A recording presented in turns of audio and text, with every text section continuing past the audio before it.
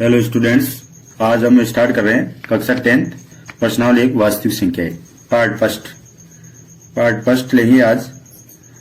इसके अंदर मैं बता दूं आपको, ये वास्तविक संख्या है बेटा, तो आपको ध्यान रखना है वास्तविक संख्याएं क्या होती है। वास्तविक संख्याएं रियल नंबर। वास्तविक संख्याओं का मतलब है वह संख्याएं जो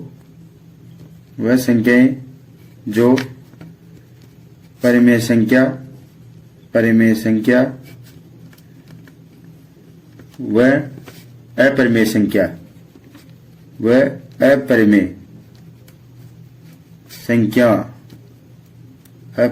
संख्याओं के समूह से मिलकर बनी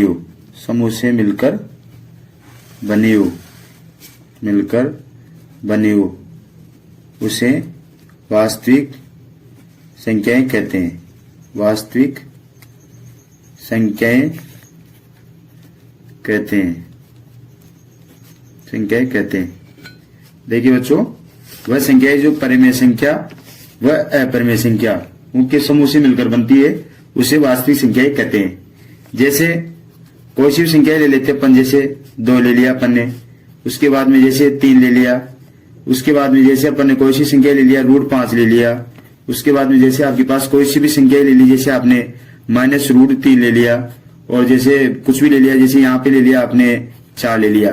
तो वह संख्याएं जो परिमेय संख्याएं वह अपरिमेय संख्याओं के समूह से मिलकर बनी हो उसे वास्तविक संख्याएं कहते हैं, रियल नंबर कहते हैं। जिसमें आपके पास परिमेय संख्याएं भी हो और अपरिमेय संख्याएं हो, जैसे √3 अपरिमेय संख्या है, √5 अपरिमेय संख्या, √3 अपरिमेय संख्या है। तो ये सभी संख्याएं जो होती है वो परिमेय और अपरिमेय दोनों के योग से मिलकर बनती है, उसे वास्तविक संख्याएं कहते हैं। इसके बाद में मैंने आपको परिमेय संख्या की परिभाषा बताई दी है। आपको पिछले जो 9th क्लास का वीडियो उसमें देख सकते हो आप। परिमेय संख्या वह संख्या है जिन्हें P/Q के रूप में व्यक्त कर सकते हैं, और आपके साथ पास P और Q दो पूर्णांक संख्याएं और Q0 = 0 होता है, वो परिमेय होती है। और अपरिमेय जिसका पूरी तरह से रूढ़ नहीं निकाला जा सकता, जैसे √3 आपके पास √5 √7 √11, ये सभी संख्याएं अपरिमेय संख्याएं होती है बच्चों। इसके बाद में आपको पूर्णांक संख्याएं मैंने बताई दी है, वह संख्याएं जो धनात्मक और ऋणात्मक के रूप में होती है। पिछला वाला वीडियो देख सकते हो आप मेरे, तो उसमें आपको इंट्रोडक्शन मिल जाएगा सारा। इसके बाद में अपन जैसे नई चीज बात करें, सम संख्याएं होती है आपके पास। तो सम संख्याओं को आपको पता होना चाहिए, बिल्कुल बेसिक है सम संख्याएं। ये सभी चीजें आपकी, ये सभी जो इंट्रोडक्शन है ये आपके पर्सनल एक में काम आएगा, इसलिए मैं अभी से करवा रहा हूं। तो सम संख्याएं आपको पता है बच्चों की वे संख्याएं जो 2 से विभाजित होती है।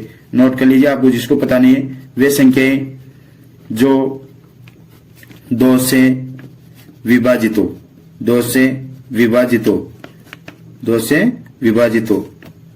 उसे सम संख्याएं कहते हैं। सम संख्याएं कहते हैं वे संख्याएं जो 2 से विभाजित हो, मतलब 2 का पूरा भाग जाना चाहिए, वे सभी संख्याएं आपके पास कहलाती है सम संख्याएं। ठीक है, तो इसमें आपको ध्यान रखना है, नोट लगा के लिख लेना। नोट बहुत इंपॉर्टेंट चीज है ये, और आपके हमेशा काम आएगी। सम संख्याएं क्या होती है? सम संख्याएं शॉर्ट ध्यान रखना आप तो, सम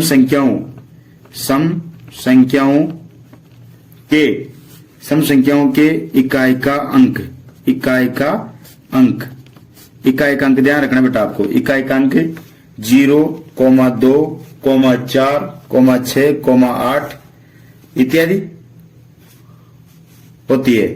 ठीक है, ये चीज आपको विशेष ध्यान रखना है कि वह संख्याएं जो 2 से विभाजित होती है उसे सम संख्या कहते हैं। और आपको ध्यान रखना है सम संख्याओं की इकाई का अंक में से क्या बचेगा, या तो 0 बचेगा, या 2 बचेगा, 4, 6 और 8। जिस भी संख्या के पीछे आपके इकाई का अंक 0, 2, 4, 6, 8 में से कोई सा भी दिखाई दे तो इसका मतलब वो कौन सी संख्या है? सम संख्या है। जैसे अपन बात करें, जैसे आपके पास आप कोई सी भी संख्या ले सकते हो बेटा। जैसे आपने ले लिया संख्या 1, 0, 2, 0, ये ले लिया, जैसे 0 पीछे, तो वो क्या हो गया? इकाई का अंक हो गया ना, इकाई का अंक। इसको कहते हैं इकाई का अंक, इसको कहते हैं इकाई। इसके बाद वाले को कहते हैं दहाई, ध्यान रखना। इसके बाद वाले को कहते हैं सैकड़ा, इसके बाद वाले को कहते हैं हजार।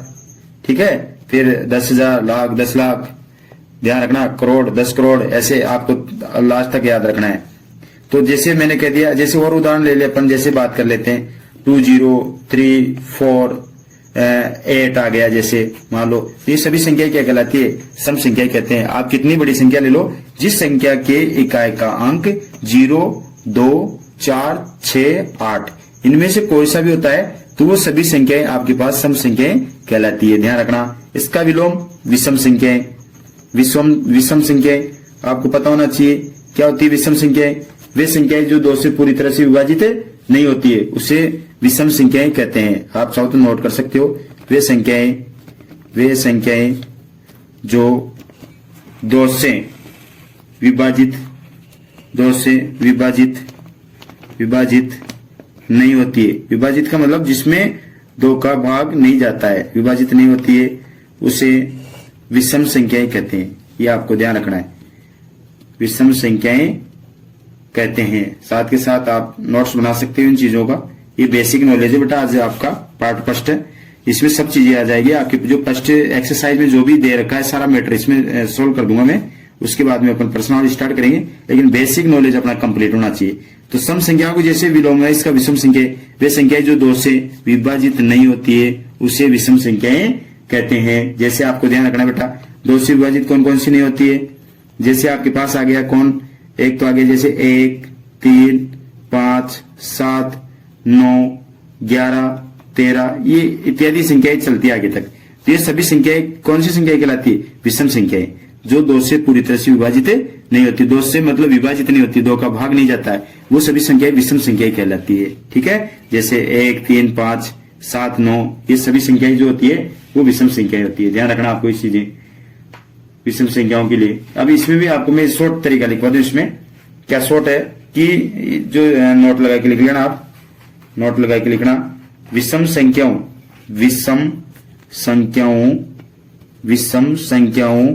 के इकाई का अंक, ये इकाई का अंक याद रखो, आप कहीं भी गलती नहीं होगी।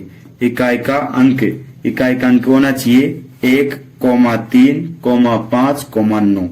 ये जिस भी संख्या के, ध्यान रखना बच्चों, विषम संख्याओं के इकाई का अंक यदि आपको 1, 3, 5 और 9 दिखाई दे तो आपको समझ लेना है कि वो संख्याएं विषम संख्याएं होती है। इस चीज का विशेष ध्यान रखना आपको कि जिस भी संख्या के पीछे इकाई का अंक 1, 3, 5, 9 दिखाई दे वो सभी संख्याएं विषम संख्याएं कहलाती है। जैसे बात कर लेते हैं अपन 2, 0, 3, यही बात कर लिया। जैसे अब इसमें इकाई का अंक क्या आ रहा है? 3 आ रहा है। इकाई का अंक मतलब पिछला वाला अंक जो आ रहा है वो क्या कहलाता है? जैसे 3 आ गया, 1 आ गया, 3 आ गया, 5 आ गया, 9 आ गया, इनमें से यदि कोई सा भी अंक आ जाए आपके पास तो आपको ध्यान रखना है कि वो विषम संख्या कहलाती है। जैसे कोई सा भी उदाहरण ले लिया अपन, आप कोई सा भी उदाहरण ले सकते हो, लेकिन उसमें आपकी इकाई का अंक क्या होना चाहिए? 1 होना चाहिए। जैसे आपने ले लिया 11 ले लिया, जैसे आपने 101 ले लिया, ठीक है, जैसे आपने 105 ले लिया, जैसे आपने 999 ले लिया, ऐसे कोई सी भी संख्या जैसे आपने 9 ले लिया, तो ये सभी संख्याएं क्या कहलाती है? विषम संख्याएं कहलाती है। इस चीज का आपको ध्यान रखना है कि वे संख्याएं जिनके इकाई का अंक 1, 3, 5 और 9 इनमें से कोई सा भी होता है तो वो संख्या आपके पास विषम संख्याएं कहलाती है। ठीक है, इसके बाद में आपको ध्यान रखना है इस प्रश्नावली में आपकी क्या आता है। आपके जैसे दे दिया मैंने, आपसे पूछ लिया जाए अभाज्य संख्याएं क्या होती है। देखो नाम से पता चल रहा है अभाज्य संख्याएं। अभाज्य संख्याओं के बारे में आपको ध्यान रखना है कि वे संख्याएं, नोट कर लीजिए आप, परिभाषा है, वे संख्याएं जिनके सिर्फ 2 गुणनखंड, एक व स्वयं का मतलब खुद, एक व स्वयं होते हैं अभाज्य संख्याएं कहलाती है। इस चीज का विशेष ध्यान रखना आपको। ये इंपोर्टेंट डेफिनेशन भी है और आगे भी आपके किसी भी कंपटीशन में जब आप एग्जाम दोगे तो उसमें भी काम आती है। क्या होता है? परिभाषा है, वे संख्याएं जिनके सिर्फ 2 गुणनखंड एक व स्वयं होते हैं उसे अभाज्य संख्याएं कहते हैं। इस चीज का ध्यान रखना कि अभाज्य संख्या क्या होती है। अभाज्य संख्या वो होती है बेटा कि जिस संख्या में स्वयं का ही भाग जाए, स्वयं के अलावा एक व स्वयं या तो एक का भाग जाए या स्वयं का भाग जाए तो उस संख्या को अभाज्य संख्या कहते हैं। यह आपको ध्यान रखना है। जैसे अपन बात करें अभाज्य संख्याएं की, कौन कौन सी अभाज्य संख्या बेटा, तो आपको पता होना चाहिए कि सबसे जो छोटी संख्या होती है अभाज्य संख्या वो देखो मैंने कहा था एक वो स्वयं का भाग जाना चाहिए, तो एक तो हो गए तुम्हारे 2, इसके बाद में 2 के बाद में कौन सी संख्या में भाग जाता है स्वयं का, इसके बाद में आपके पास 3 भी है, क्या है 3 भी है, और 5 भी है, 7 भी है, ठीक है, और आपके पास 11 आ गया, 13 आ गया। इसी प्रकार आप क्या आगे तक संख्याएं चलेगी अनंत तक। 13 के बाद में जैसे आपने ले लिया 17 ले लिया, 19 ले लिया, ठीक है, तो ये सभी संख्याएं वो संख्याएं हैं, जैसे 23 ले लिया, तो ये वह सभी संख्याएं जिसमें स्वयं का ही भाग जाए और या एक का भाग जाए, एक वह स्वयं का भाग जाता है उसे अभाज्य संख्याएं कहते हैं। ये मैंने आपको बता दी कौन कौन सी संख्याएं होती है। तो जो संख्याएं आप तो सीधा सा तरीका याद रखो कि वे संख्याएं जिसमें स्वयं का भाग जाए, स्वयं के अलावा एक का भाग जाए, अन्य किसी संख्या का भाग नहीं जाए, वो संख्या आपकी अभाज्य संख्या कहलाती है। जैसे मैंने देखा आपने बताया कि जैसे 2 आ रहा है, 2 में 2 का भाग देंगे तो 2 ही आएगा, ठीक है, 2 के अलावा किसी और का भाग नहीं जाता। 3 में 3 का देंगे 3 आएगा, 5 में 5 का देंगे 5 ही आएगा, 7 में 7 का देंगे तो 7 ही आता है, ध्यान रखना। 11 में देंगे तो 1 आता है, 13 में 13 का देंगे 1 आएंगे।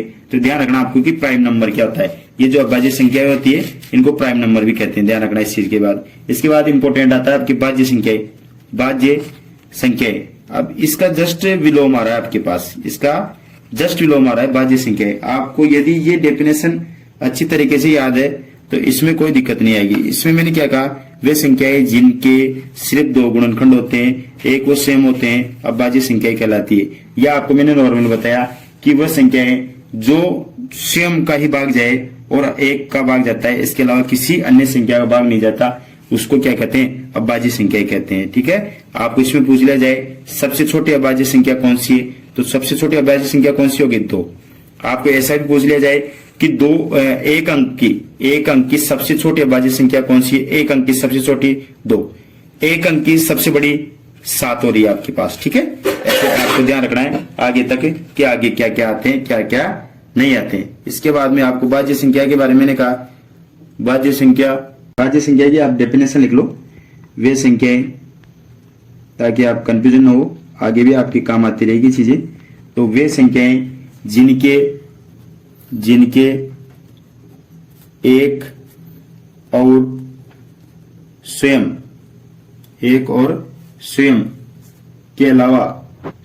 के अलावा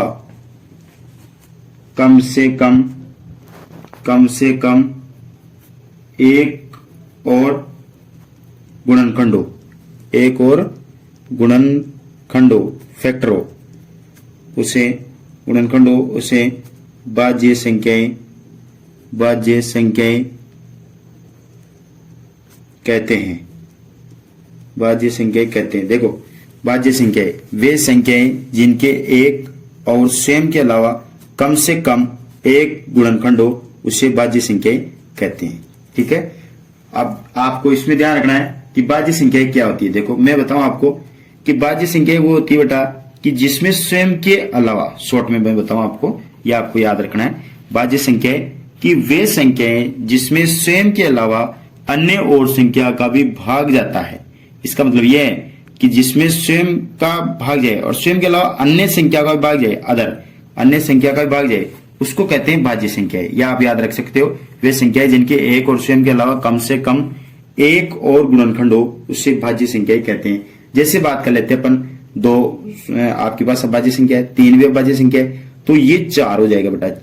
4 के बाद में जैसे 5 हो गया इसमें अभाज्य में, तो इसमें क्या आ जाएगा, 6 आ जाएगा। 6 के बाद में 7 इसमें आ गया, तो इसमें क्या आ गया आपके पास, 8 आ गया। और आपको ध्यान रखना है 8 के बाद में क्या आ गया, 9, जो कि आपके पास भाज्य संख्या है। 9 में 9 का स्वयं का भी जाता है, 3 का भी भाग जाता है इसमें, ठीक है। इसके बाद में आपको ध्यान रखना है 10 आ गया, 12 आ गया, 14 आ गया आपके पास। इसके बाद में आपके पास 15 आ गया, 16 आ गया, है ना।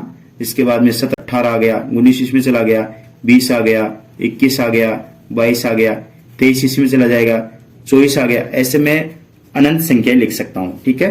तो आपको ध्यान रखना है भाज्य संख्याएं वे संख्याएं जिनके एक और स्वयं के अलावा कम से कम एक गुणनखंड हो, उसे भाज्य संख्या कहते हैं, ठीक है। आपको ध्यान रखना है कि उसमें अपन भाग दें, उसका गुणनखंड करें, तो स्वयं का एक और स्वयं के अलावा कम से कम एक गुणनखंड और होना चाहिए, उसको भाज्य संख्या कहते हैं। जिसमें स्वयं का भाग जाता है और स्वयं के अलावा अन्य संख्या का भी भाग जाता है, उससे भाज्य संख्या कहते हैं, ठीक है। इस चीज का ध्यान रखना है। और आप एक नोट लगा के लिख लो ताकि कभी गलती नहीं करे। इस तरह के क्वेश्चन आ सकते हैं।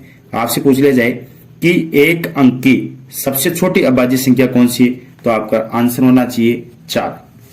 आपसे पूछ लिया जाए कि एक अंक की सबसे बड़ी अभाज्य संख्या कौन सी है, तो 9 आपको याद रखना है। ठीक है, इस तरह आपको याद रखना है। इसके बाद में नोट लगा के आपको लिखना है कि जो अपने जगह देखो यहाँ पे अभाज्य संख्या ली उसमें भी एक नहीं आया, भाज्य संख्या ली उसमें भी एक नहीं आया, तो आप इसमें नोट लगा के लिखना कि एक न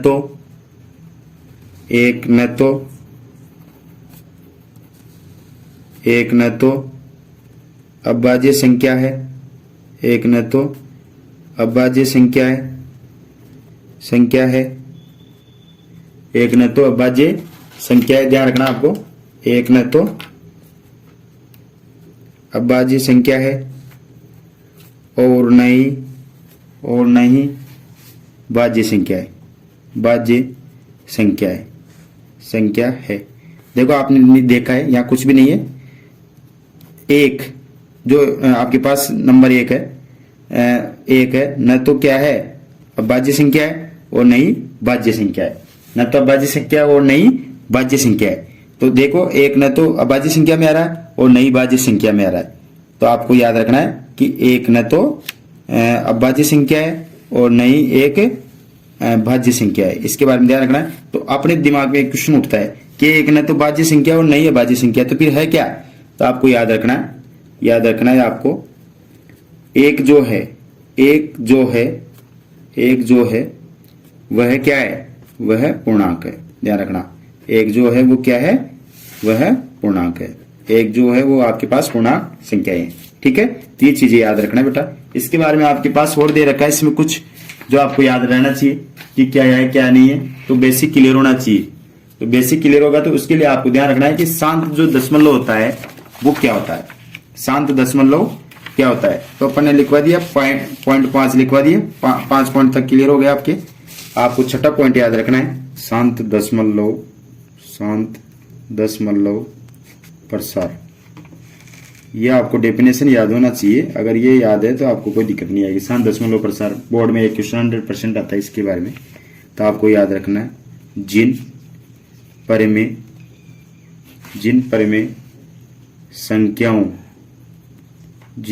संख्याओं के हर का गुणनखंड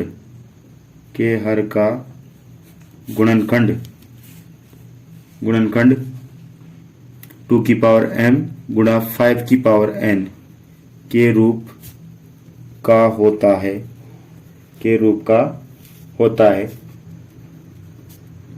उसे दशमलव प्रसार कहते हैं। ठीक है, आपको समझ में आया। शांत दशमलव प्रसार जिन परिमेय संख्याओं के हर का गुणनखंड जो फैक्टर होता है वो 2 की पावर m गुणा 5 की पावर n के रूप का होता है, उसे दशमलव प्रसार कहते हैं। जैसे आपके पास एक क्वेश्चन ही दे दिया आपको, जैसे कोई सा क्वेश्चन ले लो आप, जैसे आपको दे दिया 1/2 ये दे दिया साहब। अब आपसे पूछ लिया जाए कि इसका दशमलव प्रसार बताओ, तो आप मुझे बताओ यहाँ इसमें इसका डिवाइड जा रहा है क्या, नहीं जा रहा ना, तो फिर क्या आप करोगे, आप 0 पॉइंट और यहाँ 10 हो गया, 10 2 के टेबल में 10 कितने टाइम में, 5 टाइम में, तो आपके पास क्या आ गया। आपसे पूछ लिया जाए कि 1/2 परिमेय संख्या है, इसके आपको दशमलव प्रसार बताना है, तो आपको ये जो हंस है और ये ऊपर वाली संख्या होती है अंश और नीचे वाली होती है हर। जो हर है उसका अंश में आप डिवाइड दो, जैसे 1/2 आ गया, इसके परिमेय का आपको दशमलव प्रसार पूछे तो 0.5। ठीक है, आपको ये परिभाषा डेफिनेशन याद रखनी है। इसके बाद में आपको याद रखना है अशांत, इसी का जस्ट विलोम है अशांत, इसी को आप बोल सकते हो अशांत आवर्ती दशमलव प्रसार, अशांत आवर्ती दशमलव प्रसार। इससे का विलोम हो जाएगा जिन परिमेय संख्याओं के हर का जो गुणनखंड है वो 2 की पावर m गुणा 5 की पावर के n के रूप का नहीं होता है, उसे दशमलव प्रसार कहते हैं। आगे समझ में लिखवाओ, इसका भी लिखवा दो आप लिखना चाहो तो, शॉर्ट में लिख लो, हर का गुणनखंड 2 की पावर m गुणा 5 की पावर n जो हर है उसके जो 2 की पावर m गुणा 5 की पावर n के रूप का नहीं होता है, के रूप का नहीं होता है उसे अशांत आवर्ती दशमलव कहते हैं। ध्यान रखना, अशांत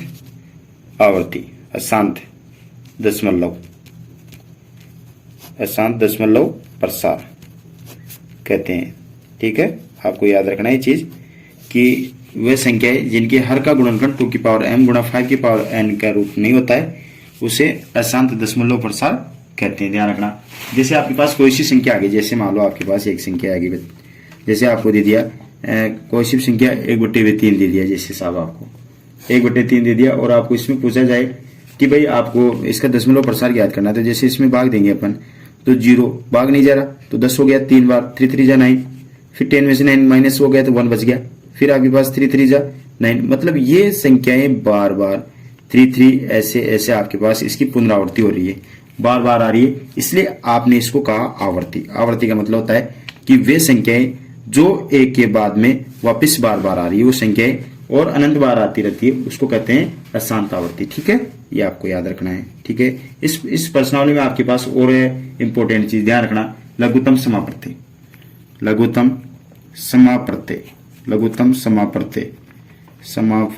ठीक है, इसको आप बोल सकते हो एलसीएम, और आप अपनी भाषा में सीधा याद रख सकते हो लघुत्तम समाप्रत्यय ले लो सारी। वो संख्याएं इनके गुणनखंड करते हैं, इनके फैक्टर करते हैं, उन संख्याओं में अपने को सारी संख्याएं लेना है, ये आपको याद रखना है। आप इसकी डेफिनेशन लिखना चाहो तो लिख लो, दी गई संख्याओं के छोटे से छोटे सार्वगुणज,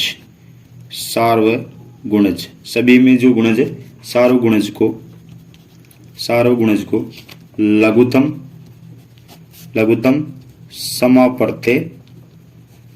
समाप्रत्यय कहते हैं।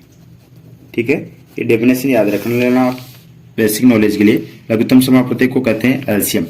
दी गई संख्याओं के छोटे से छोटे सार्वगुणज को लघुत्तम समाप्रत्यय कहते हैं। अब इसी का जस्ट विलोम जैसे अपन बात करें, लघुत्तम समाप्रत्यय ले लिया आपने, अब इसमें ले लेते हैं जैसे अपन महत्तम समाप्रत्यय का मतलब होता है एचसीएफ, या आप शॉर्ट में बोलना चाहो तो मैं से मतलब, से सारी, मतलब सारी। मतलब इस संख्याओं में, इस महत्तम समाप्रत्यय में वे संख्याएं लेते हैं जिनकी अपन जो गुणनखंड करते हैं और उस गुणनखंड में जो समान जोड़े बनते हैं, समान जो युग्म बनते हैं, समान जो जोड़े बनते हैं, उन्हीं संख्याओं को लेना है, और जिनके जो जोड़े नहीं बनते उन संख्याओं को नहीं लेना है। तो वो होती है महत्तम समाप्रत्यय, मतलब सारी वो संख्याएं लेना है आपको जिनके जोड़े बनते हैं, उसी संख्याओं को लेना है, तो वो होता है महत्तम समाप्रत्यय। ठीक है, और लघुत्तम समाप्रत्यय में होता है टोटल, जिसको सभी संख्याएं लेना है, जिसके गुणनखंड बने, जिसके आपके जोड़े बने तो ठीक है, और नहीं बने उसको भी ठीक है, उसको भी लेना है। तो आपको इसके ध्यान रखना है, इसका भी लिख लो आप ऐसे कैसे, दी गई संख्याओं के बड़े से बड़े, पहले छोटे से छोटे आ रहा था आपके लघुत्तम समाप्रत्यय में, इसमें क्या हो जाएगा बड़े से बड़े, दी गई संख्याओं के बड़े से बड़े सार्वगुणनखंड को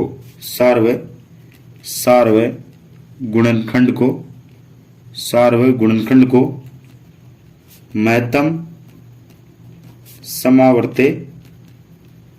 समावर्तय कहते हैं। ये आपको याद रखना है कि महत्तम समावर्तय में क्या याद रखना आपको, दी गई संख्याओं के बड़े से बड़े सार्वगुणनखंड को महत्तम समावर्तय कहते हैं। मतलब इसमें आपको महत्तम समावर्तय मैंने बता दिया कि आपको सभी संख्याओं के इसमें गुणनखंड करने और उसमें अलग अलग गुणनखंड करके उसके जोड़े बनाएंगे, संख्या ले लेते हैं, उसी को अपन कहते हैं महत्तम समावर्तय। और जिसका जोड़ा नहीं बनता उसमें अपने को कॉमन नहीं लेना है। अब आप एक इसमें याद रखना, और यूक्लिड विभाजन प्रेमिका, ये आता है क्वेश्चन, ये इंपॉर्टेंट क्वेश्चन है, ध्यान रखना, 1 नंबर का क्वेश्चन। यूक्लिड विभाजन प्रेमिका ये याद रखना आपको। यूक्लिड विभाजन परिमेय बोल दो इसको, या आप बोल सकते हो इसको एल्गोरिथम, या इसको आप बोल सकते हो एल्गोरिथम। एल्गोरिथम ध्यान रखना इस चीज का, एल्गोरिथम विभाजन, यूक्लिड विभाजन परिमेय या एल्गोरिथम का याद रखना आपको, का दूसरा नाम क्या होता है या अन्य नाम क्या है, इसको कौन सी विधि कहते हैं, तो आपको याद रखना है कलन विधि। ठीक है, ये वेरी इंपॉर्टेंट क्वेश्चन है, ध्यान रखना बच्चों।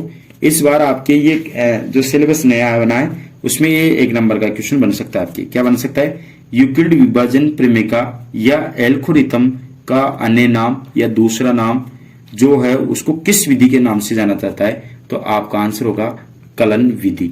आपका आंसर होगा कलन विधि। इसको आप अच्छी तरीके से नोट कर लेना और इसको अच्छी तरीके से याद कर लेना। ये कलन विधि वेरी इंपॉर्टेंट है कि यूक्लिड विभाजन परिमेय या एल्गोरिथम का दूसरा नाम, इसको कलन विधि के नाम से जाना जाता है। तो ये 10 पॉइंट है, इन 10 पॉइंटों को अच्छी तरीके से रिवीजन कर लेना आप। यूक्लिड विभाजन परिमेय या एल्गोरिथम का दूसरा नाम कलन विधि। महत्तम समावर्ती क्या होता है इसके बारे में मैंने बता दिया आपको। महत्तम समावर्ती में बड़े से बड़े आता है और लघुत्तम समावर्ती में आपके पास छोटे से छोटा आता है, तो इसको सार्वगुणन लघुत्तम समावर्ती कहते हैं। अशांत आवर्ती मैंने बता दिया आपको कि वह संख्या है जिसके हर का गुणनखंड 2 की पावर m गुणा 5 की पावर n का रूप नहीं होता है, उसे अशांत दशमलव प्रसार कहते हैं। और जिन परिमेय संख्याओं के हर का गुणनखंड 2 की पावर m गुणा 5 के पावर n के रूप का होता है, इसमें नहीं होता है और अशांत दशमलव में होता है, उसे दशमलव प्रसार कहते हैं, जैसे मैंने आपको बता दिया। तो ये भी याद रखना आपको। इसके बाद में आपको याद रखना है, जैसे बाह्य संख्याओं के बारे में मैंने बताया, वे संख्याएं जिसमें स्वयं का भाग जाता है, स्वयं के अलावा अन्य संख्याओं का भी भाग जाता है, स्वयं के अलावा अन्य संख्याओं का भी भाग जाता है, उसे भाज्य संख्याएं कहते हैं। या वे संख्याएं जिनके एक और स्वयं के अलावा कम से कम एक और गुणनखंड, उसे भाज्य संख्याएं कहते हैं। ये मैंने आपको एग्जाम्पल बता दिया है। जैसे इसमें आपको याद रखना है कि एक न तो भाज्य संख्या और नहीं भाज्य संख्या, ये वेरी इंपॉर्टेंट है, ध्यान रखना। याद रखना आपको कि ये एक है जो पूर्णांक है, इस चीज को ध्यान रखना, ऐसी चीजें आती है। अब भाज्य संख्याएं वे संख्या जिसमें स्वयं के अलावा किसी अन्य एक संख्या, एक का भाग दे सकते हो आप, उसमें अन्य किसी संख्या का भाग नहीं जाता, मतलब उसके जो 2 गुणनखंड होते हैं वो एक और स्वयं होते हैं, ध्यान रखना।